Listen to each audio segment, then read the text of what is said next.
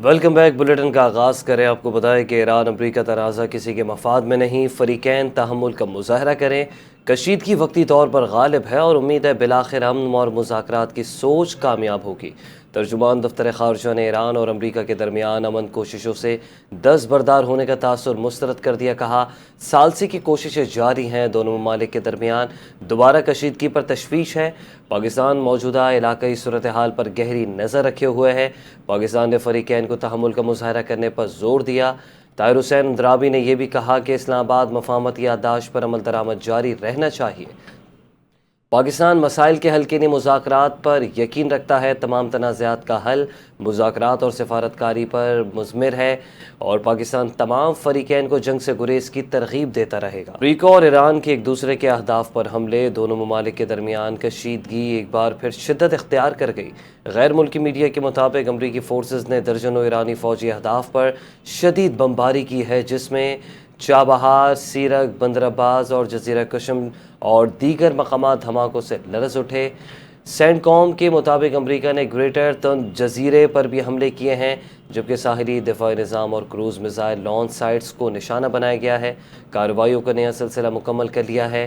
ایرانی میڈیا نے کہا کہ اہواز میں بچوں کے کینسر اسپتال کے قریب میزائل حملہ ہوا، جس کے بعد بچوں کے کینسر وارڈ کو عارضی طور پر خالی کروایا گیا۔ ایران نے دفاعی نظام سے امریکی MQ-9 ڈرون مار گرانے کا دعویٰ کر دیا ہے۔ ایرانی میڈیا کے مطابق بحرین کے شیخ عیسیٰ ایئر بیس پر امریکی فوج کے سپر ہاک ریڈارز کو نشانہ بنایا گیا ہے۔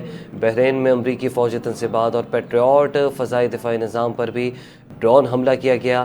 گزشتہ روز امریکہ کی جانب سے سیستان اور بلوچستان صوبے پر حملہ کیا گیا تھا، جہاں امریکی میزائلوں نے فوجی تنصیبات کو نشانہ بنایا تھا۔ رپورٹ کے مطابق بو شہر میں 3 مقامات پر بمباری کی گئی، کوئی جانی نقصان نہیں ہوا۔ چابہار میں سمندری نگرانی ٹاور کو نشانہ بنایا گیا۔ ترجمان ایرانی حکومت کے مطابق امریکی حملوں میں 30 سویلین شہید ہو چکے، جبکہ 260 زخمی ہوئے۔ امریکہ نے حملے جاری رکھے تو جنگ کا دائرہ نئے محاذوں تک پھیل جائے گا۔ ایرانی فوج کے ترجمان نے خبردار کر دیا ہے، کہا کہ ایران نے ابھی اپنی تمام عسکری صلاحیتیں استعمال نہیں کیں۔ دشمن کی کارروائیاں جاری رہیں تو ایران کا جواب حالات کے مطابق اور دشمن کی توقعات سے بڑھ کر ہوگا۔ کہا کہ ایران کا اپنے ہمسایہ ممالک یا خطے کی مسلم ریاستوں سے تصادم کا کوئی ارادہ نہیں۔ ایران ہمیشہ علاقائی تعاون اور برادرانہ تعلقات کے فروغ کا خواہاں رہا ہے۔ ترجمان نے یہ بھی کہا کہ ایرانی مسلح افواج کا اولین مقصد ملک کی سلامتی، قومی مفادات اور وقار کا تحفظ ہے۔ ایرانی مسلح افواج اپنی ذمہ داریوں کی ادائیگی میں کوئی کسر نہیں چھوڑے گی۔ امریکی صدر ڈونلڈ ٹرمپ نے ایران میں زمینی فوج بھیجنے پر غور شروع کر دیا ہے۔ امریکی اخبار کا دعویٰ ہے کہ امریکی اہلکاروں کے مطابق ٹرمپ اس بات پر غور کر رہے ہیں کہ زمینی فوج اتار کر آبنہ ہرمز کے قریب ایرانی جزائر پر قبضہ کر لیا جائے۔ ٹرمپ نے کہا کہ ایران کو جلد شکست دی جائے گی۔ ایران ملاقات چاہتا ہے، وہ معاملہ طے کرنا چاہتا ہے، ہم دیکھیں گے کہ ان کے ساتھ کوئی سمجھوتہ کرتے ہیں یا نہیں۔ ایرانی پلوں پر حملوں کی ڈیڈ لائن سے متعلق صحافیوں کے سوال پر ٹرمپ نے کہا کہ انہیں ڈیڈ لائن دینا پسند نہیں۔ یہ بھی کہا کہ ایران کو اپنا رویہ بہتر کرنا چاہیے، ایران کو صورتحال کا اچھے سے علم ہے۔ بلوچستان میں دہشت گردوں کے خلاف سیکورٹی فورسز کا مشترکہ آپریشن شعبان پوری شدت سے جاری ہے۔ تازہ ترین کارروائیوں میں مزید 3 خارجیوں کو جہنم واصل کر دیا گیا۔ اس حوالے سے مزید جان لیتے ہیں ہمارے نمائندے شہزاد حسن مرزا سے۔ جی شہزاد، بتائے گا آپریشن شعبان کی کیا تفصیلات ہیں؟ ہاں جی بالکل، بلوچستان میں دہشت گرد کے خلاف سیکورٹی فورسز کا مشترکہ آپریشن شعبان پوری شدت سے جاری ہے۔ سیکورٹی ذرائع کے مطابق پاک فوج ایس بلوچستان اور پولیس کی مربوط کارروائیوں کے دوران خارجی دہشت گردوں کو مسلسل بھاری نقصان پہنچایا جا رہا ہے۔ تازہ ترین کارروائیوں میں مزید 3 خارجی دہشت گرد ہلاک ہونے کی مصدقہ اطلاعات سامنے آئی ہیں۔ ذرائع کا کہنا ہے کہ سیکورٹی فورسز نے دشوار گزار علاقوں میں قائم دہشت گردوں کی کمیون گاہوں کو کامیابی سے نشانہ بنایا، جس کے نتیجے میں دہشت گردی کا نیٹ ورک مزید کمزور ہوا۔ سیکورٹی ذرائع نے یہ بھی بتایا کہ آپریشن شعبان کے آغاز سے اب تک ہلاک ہونے والے دہشت گردوں کی مجموعی تعداد 91 ہو چکی ہے، جبکہ 5 جولائی سے جاری آپریشن شعبان اور دیگر انٹیلیجنس بیسڈ آپریشنز میں مجموعی طور پر 129 خارجی دہشت گرد مارے جا چکے ہیں۔ سیکورٹی ذرائع کا کہنا ہے کہ بلوچستان میں امن کے قیام اور دہشت گردوں کے مکمل خاتمے تک کارروائیاں مسلسل جاری رہیں گی اور آخری دہشت گرد کے خاتمے تک آپریشن شعبان پوری قوت کے ساتھ جاری رکھا جائے گا۔ جی ٹھیک ہے، شہزاد حسن مرزا اپڈیٹ کرنے کا شکریہ۔ نائب وزیر اعظم اسحاق ڈار 2 روزہ سرکاری دورے پر شنگھائی پہنچ گئے ہیں، جہاں ان کی آمد پر چینی نائب میئر نے اسحاق ڈار کا استقبال کیا۔ اسحاق ڈار 17 جولائی کو ورلڈ اے آئی کانفرنس کے افتتاحی تقریب میں شرکت کریں گے۔ دورے کے دوران پاکستان ورلڈ اے آئی کے بانی رکن کی حیثیت سے معاہدے پر دستخط کرے گا۔ دورہ شنگھائی کے دوران اسحاق ڈار کی مختلف ہم منصبوں سے 2 طرفہ ملاقاتیں بھی ہوں گی، جن میں باہمی دلچسپی کے امور، علاقائی عالمی امور پر تبادلہ خیال کیا جائے گا۔ اب آپ کو بتائیں کہ پنجاب کے نوجوانوں میں بہت ٹیلنٹ ہے، نوجوانوں کو ہر مواقع فراہم کیے جا رہے ہیں۔ وزیر اعلیٰ مریم نواز نے عارف والا میں نواز شریف اسپتال اسکول کا افتتاح کر دیا ہے۔ تقریب سے خطاب کرتے ہوئے انہوں نے کہا کہ نواز شریف اسکول ہر تحصیل میں ہوں گے اور طلباء کے لیے ہونہار اسکالرشپ پروگرام بھی شروع کیا گیا ہے۔ پنجاب میں 10,000 سرکاری اسکول اپ گریڈ ہو چکے ہیں۔ پنجاب میں رہنے والا ہر شخص میری ذمہ داری ہے۔ ہم طلباء کو لیپ ٹاپ، الیکٹرک بائکس فراہم کر رہے ہیں۔ سفر آسان نہیں، مجھ پر 13 کروڑ عوام کی ذمہ داری ہے۔ پنجاب میں ترقیاتی کاموں کے جال بچھائے جا رہے ہیں۔ پنجاب میں امن و امان کی صورتحال بہتر ہے، بیٹیاں محفوظ ہیں۔ دوسری جانب وزیر اعظم شہباز شریف کی زیر صدارت خطے میں کشیدگی کے ملکی معیشت پر اثرات کا جائزہ اجلاس ہوا ہے۔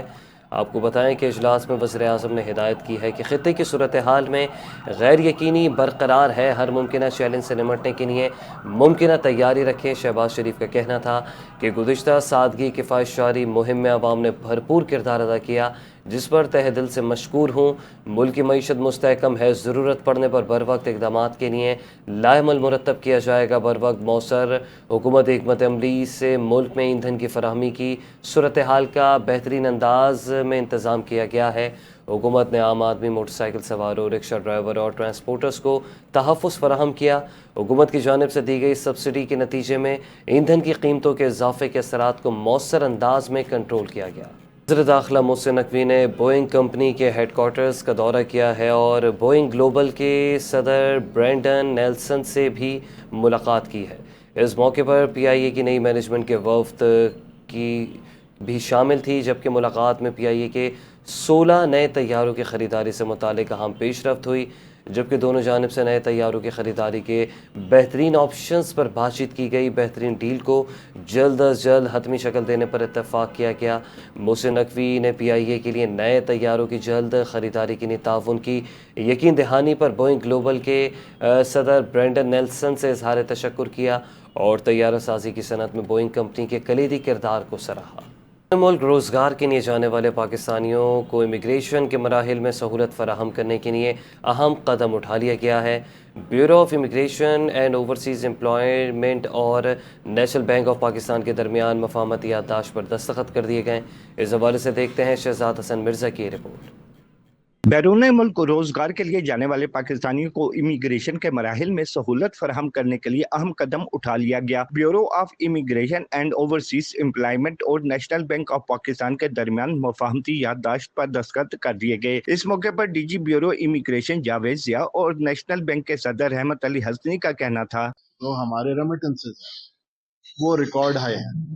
اس سال ہم لوگوں خزانے میں 41.55 بلین US ڈالرز آئے ہیں، جو ٹریڈ سے بہت زیادہ فگر، ایگزیکٹ مجھے فگرز نہیں ہے، میرے خیال ہے 30 بلین کے قریب ہے۔ تو وہ ہماری اکانومی میں بہت بڑا ایک حصہ ڈال رہے ہیں۔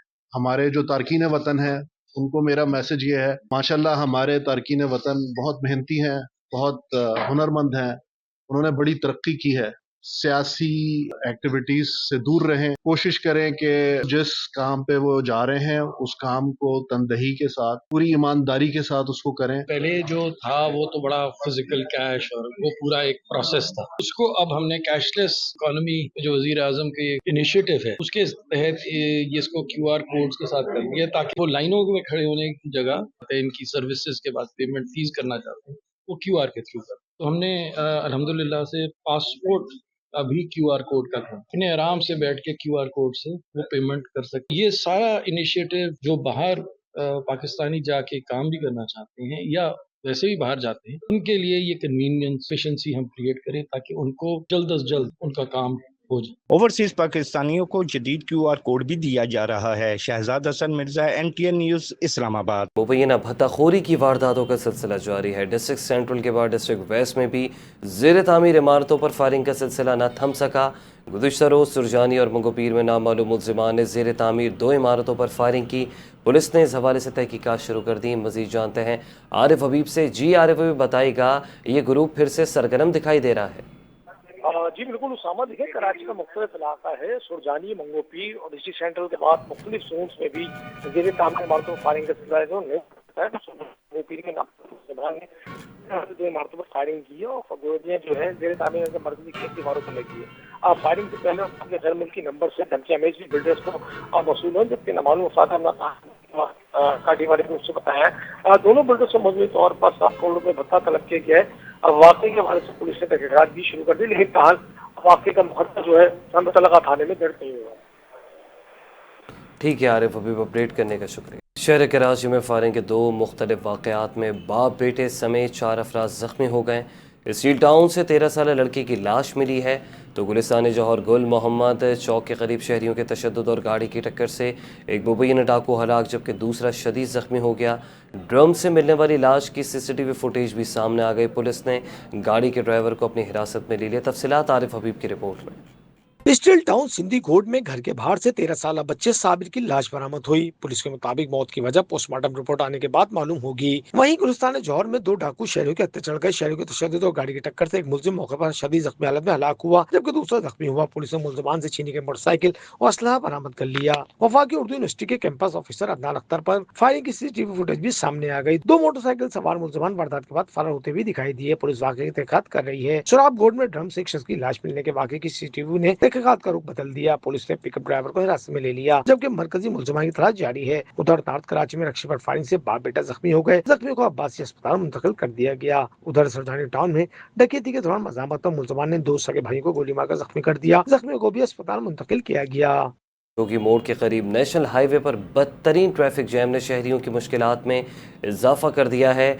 बली टाउन म्यूनसिपल कॉरपोरेशन की मुबैना गफलत के बायस निजी फैक्ट्रियों का जहरीला पानी और फजलात सड़क पर फैल गया, जिससे ट्रैफिक की रवानी बुरी तरह मुतासर हो गई है और गुलशन हदीस से कायदाबाद जाने वाली शाहरा पर गाड़ियों की लंबी कतारें लग गई हैं। ये मनाजिर आप टेलीविज़न स्क्रीन पर देख सकते हैं कि कई फुट सड़क के ऊपर पानी खड़ा है और जिसकी वजह से आमदोरफ्त भी मुतासर हो गई है। और कहा ही जा रहा है कि मली टाउन कॉरपोरेशन की जानिब से ये मुबैना गफलत हुई है, जिसके बायस निजी फैक्ट्रियों का ये जहरीला पानी और फजलात सड़क पर फैल गया है और आप सड़क के ऊपर कचरा और पानी देख सकते हैं। अंबार लगा हुआ है और भारी जो वाफिर मकदार में इस वक्त पानी कई फुट सड़क पे खड़ा हुआ है आमदोरफ्त, जिसकी वजह से जो है वो खासा दुश्वार हो चुकी है। ये मनाजिर टेलीविज़न स्क्रीन पर आप देख सकते हैं कि ट्रक और गाड़ियां तक वहां से गुजरना मुश्किल हो चुकी हैं। कराची का ये जोगी मोड़ है नेशनल हाईवे पर बदतरीन ट्रैफिक जैम ने शहरियों की मुश्किलात में इजाफा कर दिया है। मली टाउन म्यूनसिपल कॉरपोरेशन की गफलत के बायस निजी फैक्ट्रियों का जहरीला पानी और फजला सड़क पर फैल गया है, जिससे ट्रैफिक की रवानी बुरी तरह से मुतासर हो गई है। गुलशन हदीस से कायदाबाद जाने वाली शाहरा पर गाड़ियों की लंबी कतारें लगी हुई हैं। नाजरीन, कराची जोगी मोड़ के करीब नेशनल हाईवे पर बदतरीन ट्रैफिक जैम ने शहरियों की मुश्किलात में इजाफा कर दिया है। TMC मलीर की मुबैना गफलत के बायस निजी फैक्ट्रियों का जहरीला पानी और फजला सड़क पर फैल गया है, जिससे ट्रैफिक की रवानी बुरी तरह से मुतासर हो गई है। जबकि गुलशन हदीस से कायदाबाद जाने वाली शाहरा पर गाड़ियों की लंबी कतारें लग गई हैं। बुलेटिन से फिलहाल इतना ही। देखते रहिए NTN न्यूज़।